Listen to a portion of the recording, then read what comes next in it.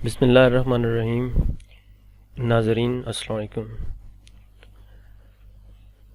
पिछली वीडियो में हमने PHP के थ्रू डाटाबेस में वैल्यूज़ इंसर्ट की थी, हमने डिस्प्ले भी कर ली थी। आज की इस वीडियो में हम जो रिकॉर्ड इंसर्ट करेंगे उसे डिलीट भी करेंगे। Let's start.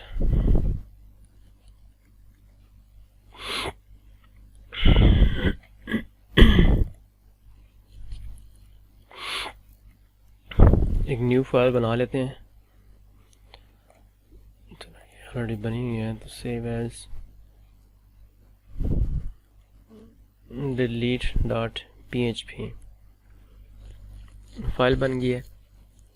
अभी हम साथ ही सर्वर को स्टार्ट कर लेते हैं।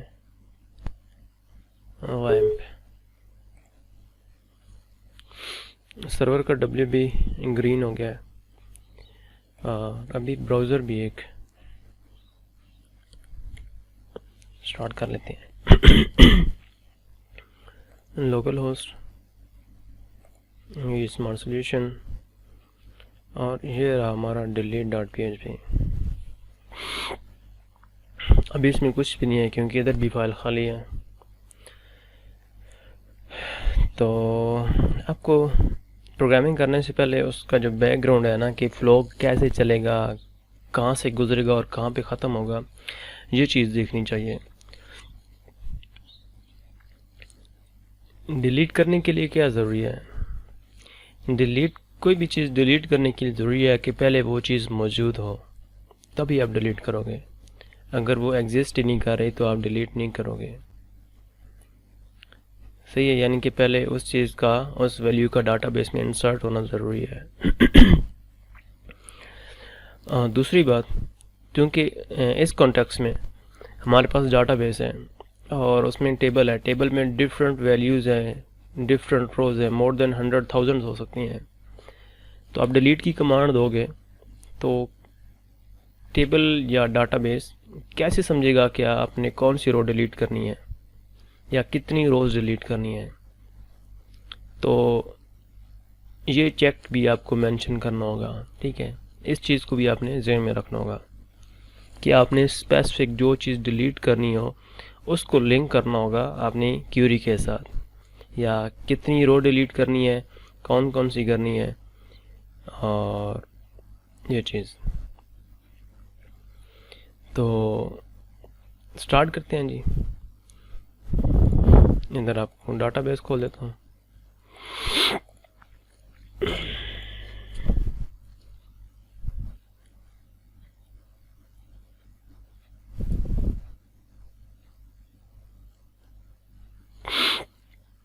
स्कूल टेबल, ये जितनी भी कमांड्स हैं ना, हम जो वेब पेज से देते हैं और इधर क्यूरी होके अप्लाई होती हैं, आप वो डायरेक्ट इधर भी अप्लाई कर सकते हैं। मसलन ये क्रॉस वेरिफिकेशन है। हम एक वैल्यू इंसर्ट करते हैं।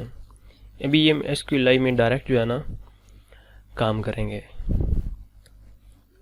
अच्छा, इंसर्ट इनटू स्कूल, ठीक है। तो जो क्यूरी आप उधर दे रहे हो, सेम वही क्यूरी आपने इधर देनी है। उसके बाद आप ब्रैकेट्स डालते थे, जो जो आपने कॉलम जिधर वैल्यूज़ देनी है, ये वैल्यूज़ लिखते थे और यहाँ पे वो वैल्यूज़। तो यहाँ पे आप std_name, कामा std_class, कामा std_age, ये 3 कॉलम जो है ना आपने सेलेक्ट कर लिए हैं कि इनमें आपने वैल्यू डालनी है। और अब आगे जी वैल्यू पे, तो चूँकि जो स्ट्रिंग होती है ना वो आप कोट्स में देनी पड़ती है। आप डबल कोट में दे, सिंगल कोट में दे, वो सिचुएशन के हिसाब से। अभी चूँकि यहाँ पे और कोई डबल कोट नहीं है, तो फिर बेशक आप यहाँ पे डबल कोट लिखें, सिंगल कोट लिखें, कोई फ़र्क नहीं पड़ेगा। ये भी कर लेंगे। लेकिन अगर आप बाहर कहीं डबल कोट दे रहे हैं तो अंदर डबल कोट देंगे तो वो डबल कोट का एक पेयर होता है, तो फिर वो मसला हो जाएगा। फिर अगर आप बाहर डबल कोट दे रहे हैं ना, तो अंदर आपको सिंगल कोट से वो कोई भी चीज़ अंदर जो है ना देनी पड़ेगी। नाम हम रख देते हैं जी ABC, और अगली जो क्लास है ना वो हम डबल कोट में देते हैं XYZ। और चूँकि ये इंटीजर है और इंटीजर को हम नॉर्मल भी दे दें और एज स्ट्रिंग भी दे दें तो वो खुद ब खुद उसको एडजस्ट कर लेंगे। 1 2 3 4 5, बस इसको कंट्रोल एंटर करें और देखिए 1 रो इंसर्टेड। ठीक है, स्टूडेंट, और लास्ट में ABC ये हमने सिंगल कोट में दिया था, XYZ ये हमने डबल कोट में दिया था, और ये हमने डायरेक्ट इंटीजर वैल्यू दी थी। और जो ये होल रो है इस दफ़ा हमने डाटाबेस डॉट टेबल के सिनेरियो में दी थी, और पहले हम डायरेक्ट जो है ना टेबल के हिसाब से देते थे, यानी कि टेबल को मेंशन करते थे इसमें। तो आपको मैं मुख्तलिफ केसेस बता रहा हूँ कि आप कोई भी सिलेक्ट कर लें, कोई इशू नहीं है, बस जो आपको अच्छा लगे आप उसके साथ कंटिन्यू कर लें। तो ये इंसर्ट होगी। अभी सेलेक्ट कर लेते, सेलेक्ट वाली क्यूरी अपडेट कर लेते हैं। सेलेक्ट स्टार फ्रॉम स्टूडेंट, बस सारी लिस्ट आ जाएगी। तो अगर आपको हिंट लेनी है, ये सिलेक्ट वाला बटन प्रेस करेंगे, सिलेक्ट की क्यूरी आ जाएगी। ये मतलब एज अ होल आ जाएगी, पूरा टेबल को सिलेक्ट करेंगे। ये साथ में जो है ना आपने जिस कॉलम को सिलेक्ट करना है वो आ जाएगी। इंसर्ट वाली आ जाएगी, अपडेट वाली आ जाएगी, डिलीट वाली आ जाएगी और क्लियर वाली आ जाएगी। डिलीट की क्यूरी ये होती है, डिलीट फ्रॉम, ये कीवर्ड है, अभी टेबल का नाम है, मसलन स्टूडेंट। ठीक है, डिलीट फ्रॉम स्टूडेंट, कि स्टूडेंट के टेबल में से डिलीट करो। वेयर, अभी आप यहाँ तक करोगे ना पूरा स्टूडेंट खाली हो जाएगा, लेकिन आपने कंडीशन लगानी है वेयर std_name या ID या कुछ भी, कोई भी आप एट्रीब्यूट सेलेक्ट कर लें। और एट्रीब्यूट सिर्फ इस बेस पे नहीं, आप बस ये कर लें कि वो स्टूडेंट जिनका जो है ना एज 5 से थोड़ी है उनको डिलीट कर दो, जिनकी एज एग्जैक्ट 5 के बराबर है उनकी डिलीट कर दो, जिनकी एज 5 नहीं है उनको डिलीट कर दो, सिर्फ 5 वाले रह जाएंगे। जिनका नाम हसन है उनका डिलीट कर दो, हसन के अलावा डिलीट कर दो, कुछ भी आप कर सकते हैं। अभी हम क्या करते हैं, ये आर वाला ना, कि जिनका नाम आर है, ठीक है, उन वो डिलीट कर दो। वेयर नेम इक्वल, चूँकि ये स्ट्रिंग है तो R. Do you want to execute delete from, yes, 1 row deleted. और अभी आप देखना कि जो 9 नंबर आईडी है ना ये गायब हो जाएंगी। रिफ्रेश करता हूँ, देखा 8 10 9 गायब हो गई, क्योंकि हमने उसको डिलीट कर दिया है। और लगे हाथों आपको अपडेट की क्यूरी भी, वो भी इधर से दिखा देता हूँ, फिर हम चलो उसकी वीडियो बाद में बना लेंगे। जो 5 वाला है ना, इसको 5 करते हैं, इसको 52 करते हैं, और इसको चलो 54 कर देते हैं, थोड़ा समझने के लिए इजी होगा। अच्छा, इसकी आईडी जो है ना वो 8 है, स्टूडेंट नेम 5 है, क्लास 52 है और एज 54 है। तो हम इनको चेंज करेंगे। इसका जी जो क्यूरी बनेगी अपडेट, यहाँ पे टेबल का नाम आएगा स्टूडेंट सेट। ठीक है, अपडेट स्टूडेंट सेट। अभी यहाँ पे कॉलम्स आएंगे और वैल्यूज़ आएंगी। कॉलम कौन कौन से हमने सेट करने हैं, कि जो std_name है ना उसमें रख दो जी UBAIR ज़ुबैर। ठीक है, कामा ये लाजमी देना है। std_ जो क्लास है ना उसमें रख दो जी बायो, यहाँ भी कामा आपने लाजमी देना है।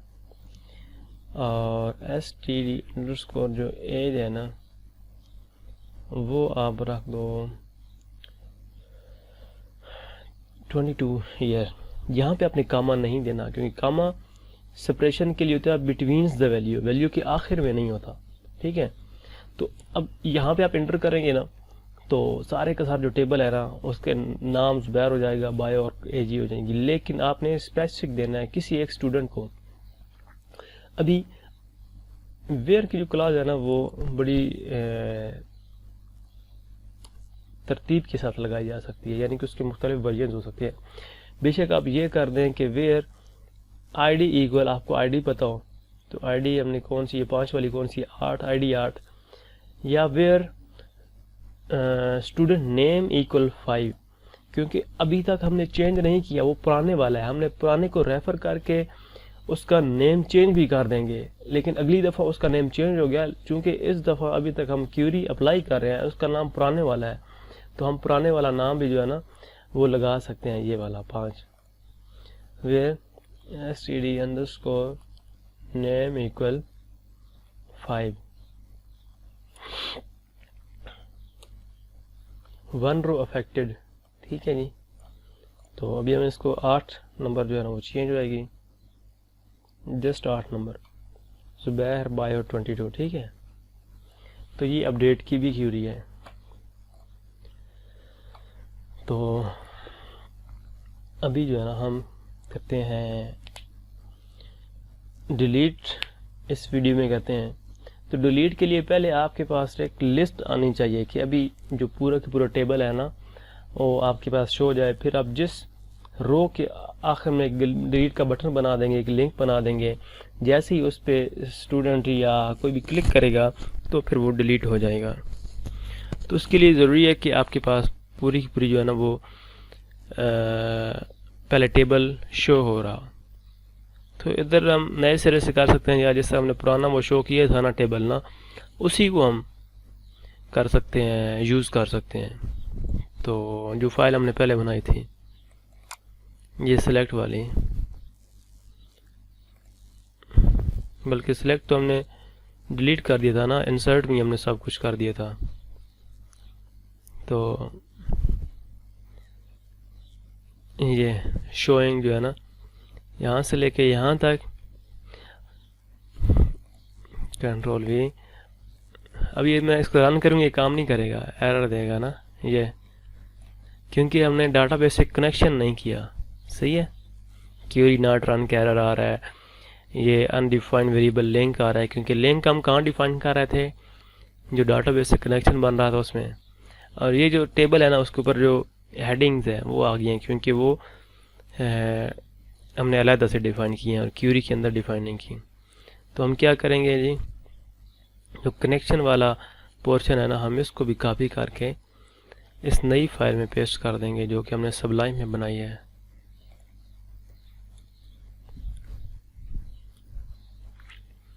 ये देखें जी, इसमें ये database name, user password, server name और ये करके जो है ना जब ये कनेक्ट होगा तो रिस्पांस लिंक में आएगा और फिर वही लिंक इधर अवेलेबल होगा।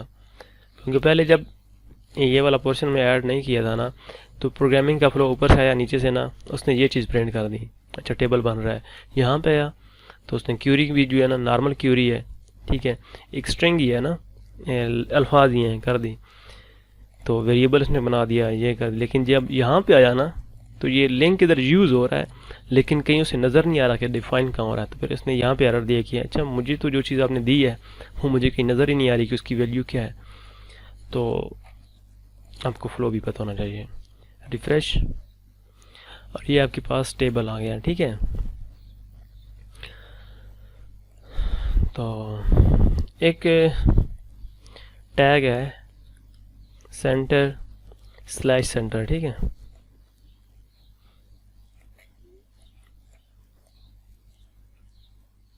टेबल को थोड़ा सा आइडेंट कर देते हैं आगे और इसको स्लैश सेंटर इधर ले देते हैं।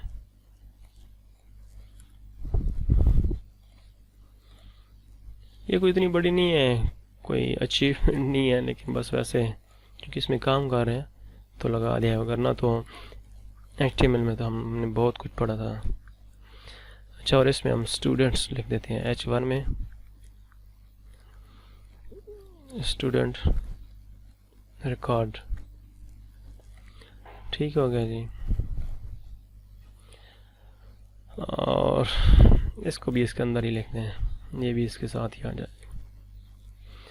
तो अभी क्या हमने करना है कि जो ये स्टूडेंट का ईयर है ना, इसके बाद यहाँ पे बटन और डिलीट का, अगर हर एक के आगे डिलीट का बटन आ जाए ना, जैसे उस पर क्लिक करें ना तो फिर वो रो डिलीट हो जाए, कुछ ऐसे ही करेंगे हम।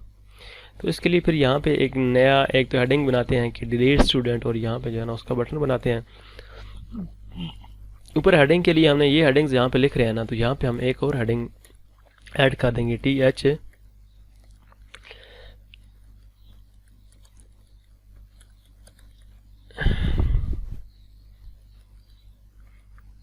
Delete this student. ठीक है, साथ साथ आपको दिखा देता हूँ रिस्पांस।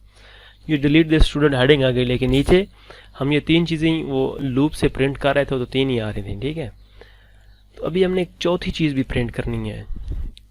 ये 3 ही प्रिंट कर रहे थे ना जब लूप चल रही थी, डाटाबेस के रिकॉर्ड्स आ रहे थे।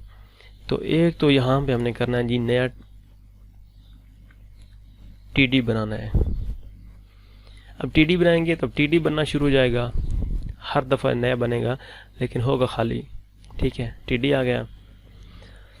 अब इस TD में हमने क्या करना है, अब इसमें एक लिंक बनाते हैं जी, href, उस पेज का लिंक जिस पेज में हम डिलीट वाली क्यूरी जो है ना वो हमारी लिखी होगी, और बेशक वो यही पेज हो, इससे कोई भी फ़र्क नहीं पड़ता। आप इसको ऐसे भी कर सकते हैं, delete.php या delete-student.php के नाम से कोई और पेज बना दें।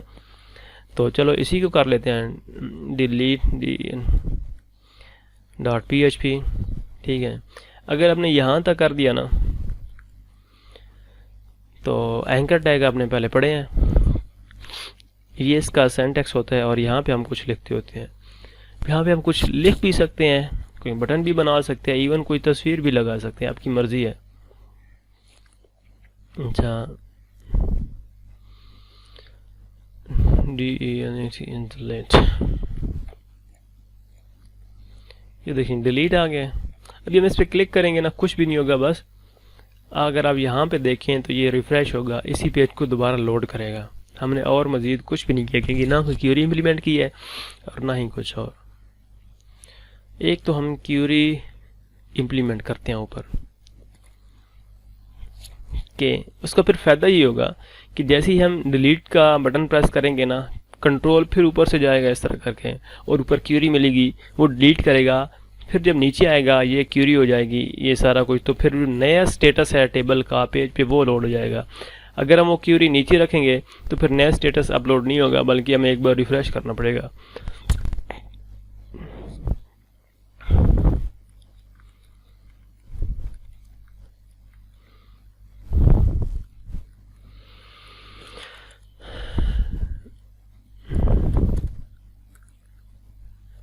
Deleting a student record. ठीक है, इफ़ हमने क्यूरी पढ़ी है कि इफ़ एल्स में हम क्या यूज़ करते हैं कि अगर ये सेट ऑफ स्टेटमेंट या लॉजिक ट्रू है तो फिर ये काम करो, ये तो ये।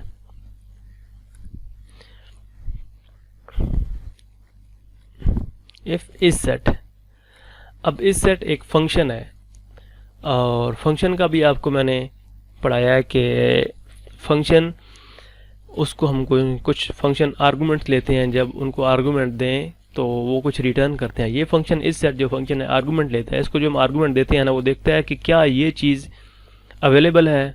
ठीक है, अगर ये सेट है तो फिर ये ट्रू रिटर्न करता है, और जब ये ट्रू इधर होगा तो फिर ये इफ़ वाली स्टेटमेंट ट्रू हो जाएगी, और फिर यहाँ जो भी है वो एग्जीक्यूट हो जाएगा।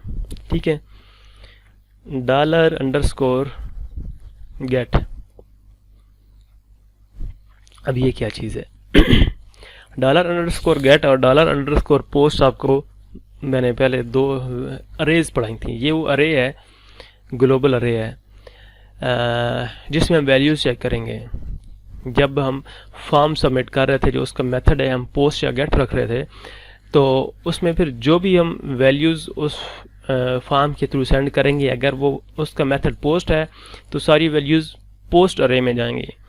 अगर उसका जो हमने मेथड रखा है वो गेट रखा है तो उसकी सारी वैल्यूज़ गेट में जाएंगी। लेकिन अगर हमने एक यूआरएल दिया है इस तरह करके और आखिर में जो आर्गूमेंट्स के आते हैं ना, ID equals this and password equal इस तरह करके ना, तो जो इसमें जो ये आईडी है और ये पासवर्ड है, अगर हमने इसकी वैल्यूज़ लेनी हो ना तो ये वैल्यूज़ भी गेट में पड़ी होती हैं।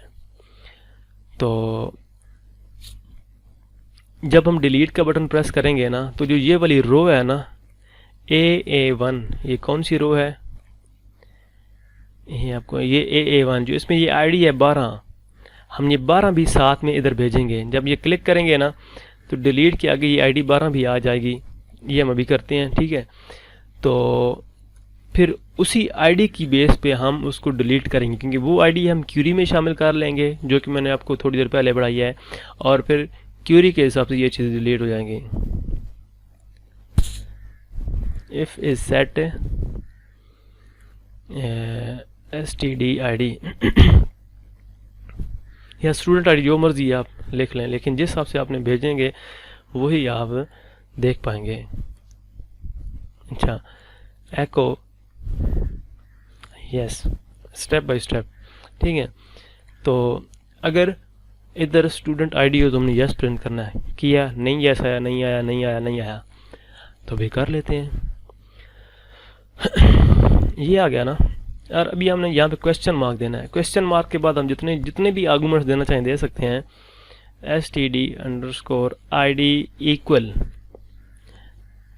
तो यहाँ पे जो भी रो प्रिंट होगी, पहली रो प्रिंट होगी, उसका नाम प्रिंट होगी, क्लास प्रिंट होगी, उसकी एज प्रिंट होगी, और यहाँ उसकी हम आईडी प्रिंट करना चाह रहे हैं।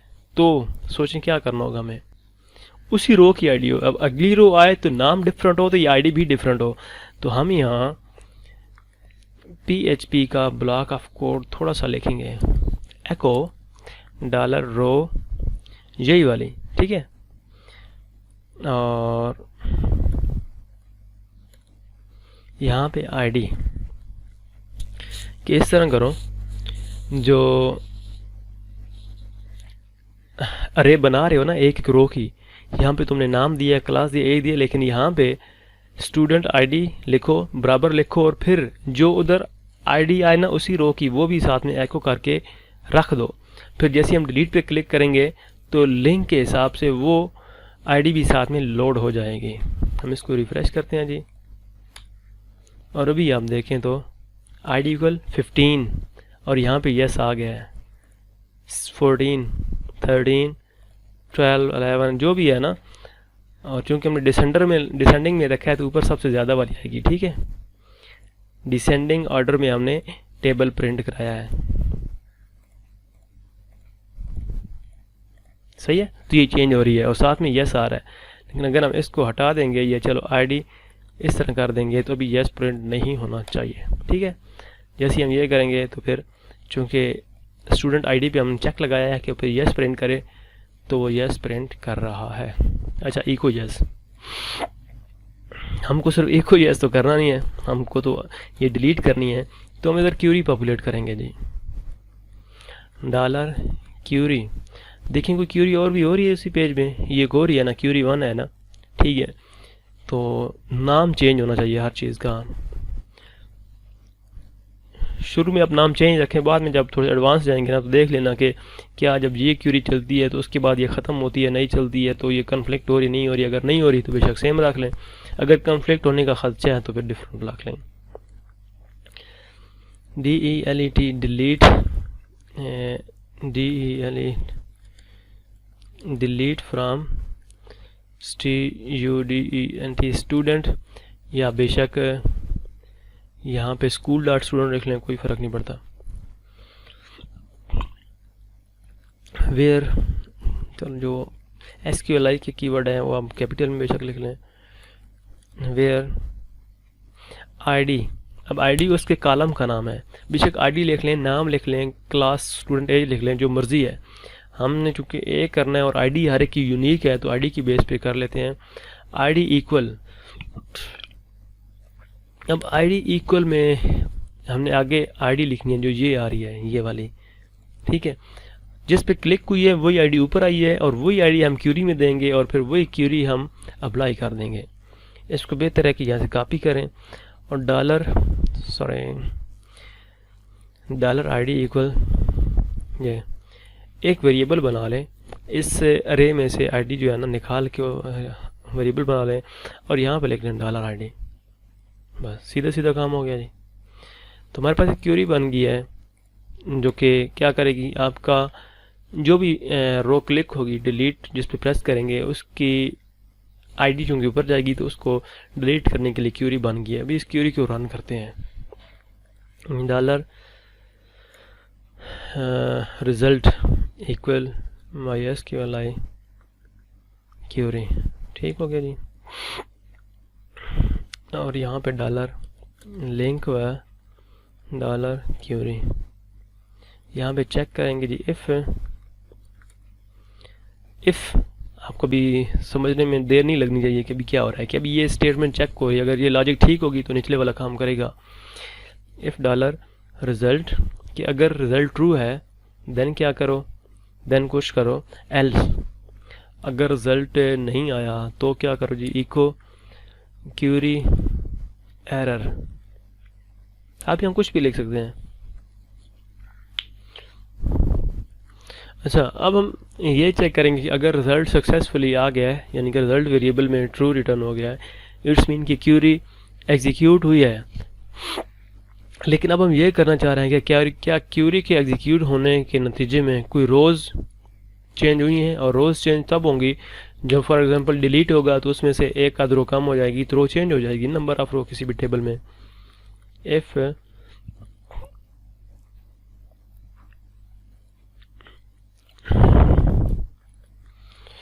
MySQLi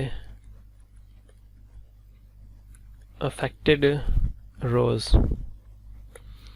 डॉलर, इसको हम कनेक्शन वेरिएबल देंगे, ठीक है, अफेक्टेड रोज। तो एको, अब यहाँ पे जो एको है ना वो बकायदा हेडिंग प्रिंट कराएंगे, ठीक है जी। तो बड़े बड़े लफ्ज़ में लिखा होगा डिलीट सक्सेसफुली।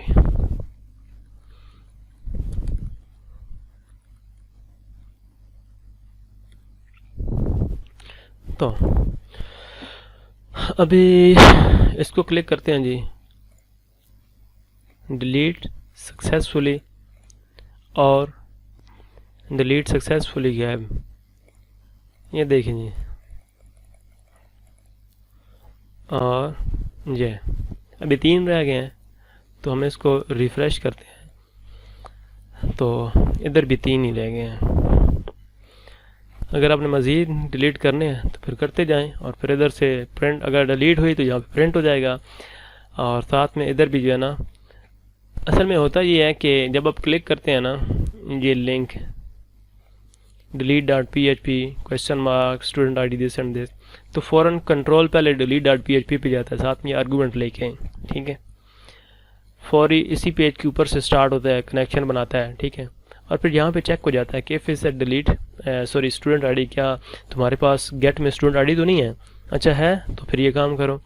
फिर वो क्यूरी एग्जीक्यूट करता है, डिलीट हो जाती है और टेबल में से एक चीज़ कम हो जाती है और यहाँ पे डिलीटेड प्रिंट हो जाता है।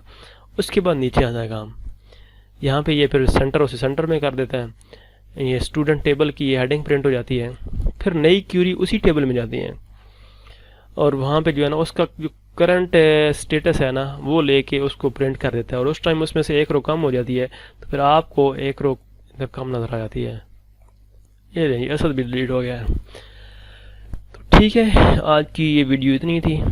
अपना ख्याल रखिएगा। ओके, अल्लाह हाफिज़।